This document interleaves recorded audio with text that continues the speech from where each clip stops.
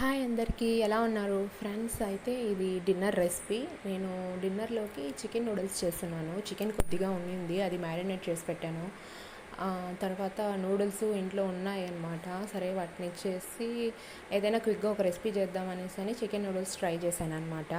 అది కూడా ఇంటికి సడన్గా గెస్ట్ రావడంతో ఇంకా ఏదో ఒకటి ప్లాన్ చేయాలి కదా, వెరైటీగా ఉంటుంది అని చెప్పి ట్రై చేశానన్నమాట.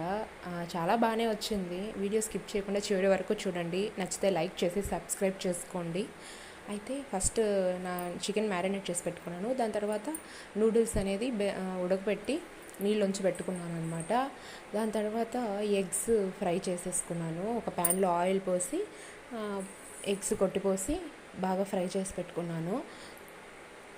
దాని తర్వాత అదే ప్యాన్లో ఆయిల్ పోసి ఇంకా మనము ఆనియన్స్ కట్ చేసి పెట్టుకున్నాము.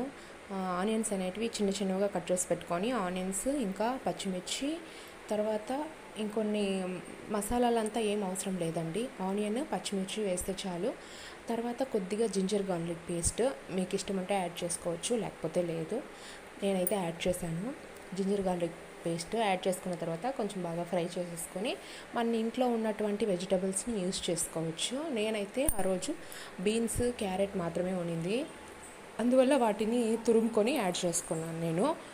మీరు గోస్ పువ్వు ఉంటే అది యాడ్ చేసుకోవచ్చు. దాంతోపాటు క్యాప్సికమ్ కూడా యాడ్ చేసుకోవచ్చు, చాలా బాగుంటుంది టేస్ట్.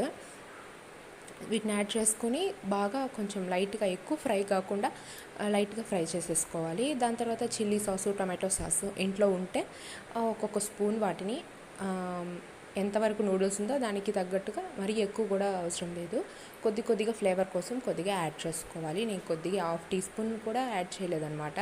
నేను చేశాను కొద్దిగా 1 పర్సన్కి సరిపోయేంత నూడిల్స్ చేశాను కాబట్టి ఇంకా నేను కొద్దిగానే యాడ్ చేసుకున్నాను. దాని తర్వాత మనము ఫ్రై చేసి పెట్టుకున్నటువంటి చికెన్ ఉన్నది కదా, చికెన్ 65 దాన్ని చిన్న చిన్న పీసెస్గా కట్ చేసేసుకొని దాని తర్వాత ఎగ్స్ ఫ్రై చేసుకున్న వాటిని రెండింటిని యాడ్ చేసుకొని బాగా మిక్స్ చేసేసుకున్నాను.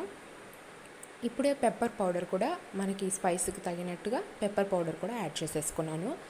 మన ఇష్టము, మీరు పెప్పర్ పౌడర్ అయినా వేసుకోవచ్చు. ఇంకా పెప్పర్ వేస్తేనే కొంచెం ఫ్లేవర్ బాగుంటుందన్నమాట. మీ కారానికి తగినట్టు వేసుకోండి. ఫైనల్గా కొత్తిమీర జల్లుకొని